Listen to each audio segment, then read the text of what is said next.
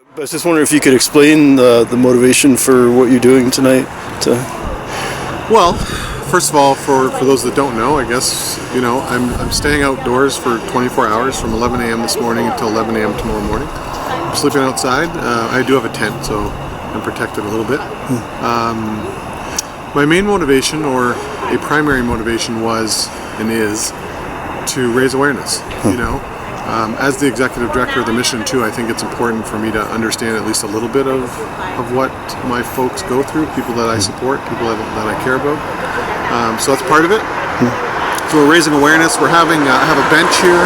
We're doing what we call bench talks. Oh, yeah. So I've invited community members of all shapes and sizes, doesn't matter who they were, to come and sit and talk with me about mental health, about addiction, about poverty, homelessness, what the mission's role is or isn't, what people generally think about it. Would you agree that not all homeless people can be put into those specific categories that you mentioned? Oh, absolutely. Yeah. There's all types. Obviously, you don't, because you're homeless, that doesn't make you addicted or mentally ill, right? Yeah. Homelessness is caused by many, many issues. And some people are homeless for a minute, and some people are homeless chronically, right? So yeah, I would definitely agree that you can't paint anybody with the same brush, for sure. Have you had a good turnout of people coming by speaking with you? I've had a really great turnout. I've had some old friends, some new friends. We've also obviously collecting some money that we're trying to raise $1 million. That $1 million is being matched, so that's pretty exciting. So we've had people. I've been telling people on Facebook, one loonie becomes two, right? So if somebody drops off a loonie, this donor Al will match it up to $1 million. Is it Al Ziekelman? No, it's not Zuckerman. No, it's Al Quinnell. Oh, he's a local businessman. Right, he's doing the church he's doing the church in Tecumseh. Yeah, right. He's been a friend of the missions, and I got to know him a few years ago personally. We both have done some work overseas in Haiti, and so I just kind of dug what he does and what he stands for. Oh, yeah. But anyways, I reached out to him and said, hey, here's what I'm trying to do. I'm trying to raise $2 million. Actually, I told him $2.5 million to do some projects here. And after some discussion and once he understood what we're doing, he offered us $1 million for a matching gift campaign. Wow, so he's going to match every dollar up to $1 million, which is phenomenal, right? Have you had much response from any city officials, like politicians or city administration? We had. I was told that Mayor Dilkens was going to stop by, but he has not as of yet. So I'm hopeful that he'll come by tomorrow. I don't know. If you were to do this again, what would you think of the suggestion that? I don't want to sound obtuse or crass, but what would you think of the suggestion to have the mayor have his two kids stay overnight one night so they could relay it to him in first-hand terms what it's like? Well, I don't know much about Mayor Dilkens' family, so I guess I'd have to know how old they were. But, in Winnipeg, they do a sleep out called the CEO sleepover. And it's really business owners, business people.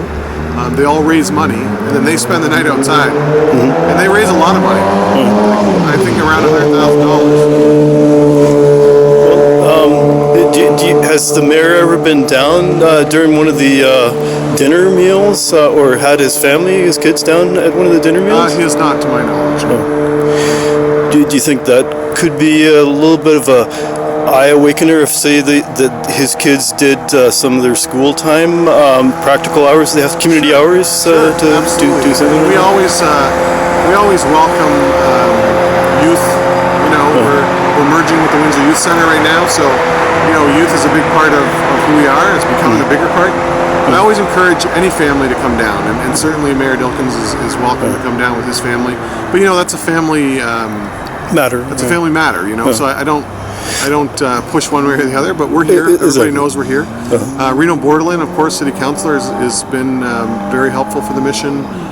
He understands what we're doing here. He supports what we're doing in general. So, administration's been great. So, I think we have a good relationship with the city. That sounds good. Do I think that the city can do more? Sure.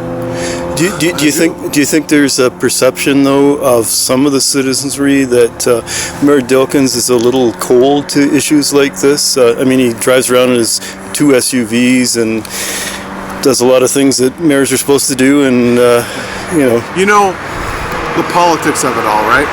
My thought on that is that I'm not a critic of anybody. You know, I'm no better or no worse than Mayor Dilkens is. Do I think the city can do more? And I'm talking the city. I don't put this on the mayor. I put it on the city. Yeah. I do. I do. I understand. I think we have an epidemic drug problem. If the health unit, if there was as many people walking around today with influenza as there are suffering from mental health and addiction issues, the health unit would declare a state of emergency down here. And the provincial dollars would flow. You know, we just got cut out of a $200 million bid, money that was given for to fight homelessness and youth. Toronto got $90 million and Windsor got zero. That's no So good. I certainly can't blame the mayor for that.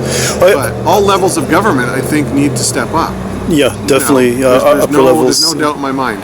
Every level. I understand. Like, I lived in Toronto for a while, and I remember Michael Shapcott's campaign. He had a 1% campaign to try to get 1% donated towards housing for homeless, Right. and that. And you remember, I forgot her first name, Miss Crow, the nurse that was quite involved with things, and I think she actually ran. I think I moved away before I found out whether she got in as a politician or not, but quite active in the community. And then OCAP and various organizations up there, they're a little more militant perhaps, but OCAP, but trying to make the point of awareness in different fashions, but similar to what you're doing tonight perhaps. And I'm wondering, like, perhaps some sort of 1% campaign could happen here too. I mean, you have your own campaign right now, but maybe something greater towards housing in the future. Didn't we?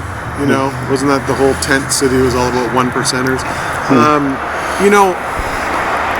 I don't want to tax the people, right? That 1% has to come from somewhere. Yeah. But I do want to continue the discussion that I'm having with City Council and with members of administration. I do want to talk to them and continue that conversation about how do we work together, right? So, hello. And Dropping this off. Oh, thanks so much. You're welcome. Have a good night. I appreciate that, man. Oh, thanks a lot. Appreciate that. You think you're safe from not having the tent removed when it was actually Councillor Dilkens that wanted Tent City at the city grounds removed after a certain stretch? You know, I think we're safe because it's our building. Yeah, that's true. You know, we did have somebody come by and say I shouldn't be here. If this was in the city park, they would tear it down. But, you know, the reality is we own the property, so I could literally camp here all day and all year if I chose. Okay. You know, I really, as much as people want to, you know, and listen, Mayor Dilkens and I, we're not friends. You know, I don't support him, nor do I go against him. But I'm for whoever can help the people I'm trying to help. Right? Exactly. And so for me, I don't know. It's not about politics for me. And I think Mayor Dilkens, love him or hate him, he's our mayor. Yeah. And so for me, that means for me as a citizen that I need to support administration. If I don't like it, I can run against them. Yeah. You know? So that's true. And so that, to me, that's how I feel about politics. There's always good and bad sides. You know, should we spend $3 million on Christmas lights? I don't know. I'm not sitting at the table, right? Somebody said to me tonight, why don't they, instead of renovating the train car, why don't they give you the $750,000?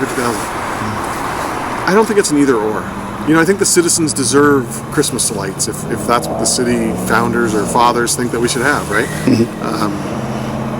I think if they want to preserve a streetcar, do it. But I also think that they should concentrate some money on the things that matter too. And I do think they do that. They support the Salvation Army financially. They support the Welcome Center for Women financially. So I don't think that my view is not, you know, they're not doing anything. I just don't think we're doing enough. But I don't put that on the city. I put that on us as a community collectively. The federal government downloaded it to the province downloaded it to the municipalities, and the municipalities don't have enough money to do it. So groups like ours spring up, and you know, we've been here 45 years. I think that's just our role. And and I work with the city. I do. There's some great people at City Hall, Debbie Cerconi and Kelly Goss and Yelena Payne. That department does phenomenal work. And the Housing First initiative that's on through the city right now, and the point in time count, and all of those things cost money. That's true. So would I like to see more money come our way? Would I like to be funded by the city? Sure. Okay. But you got to be realistic too. Okay.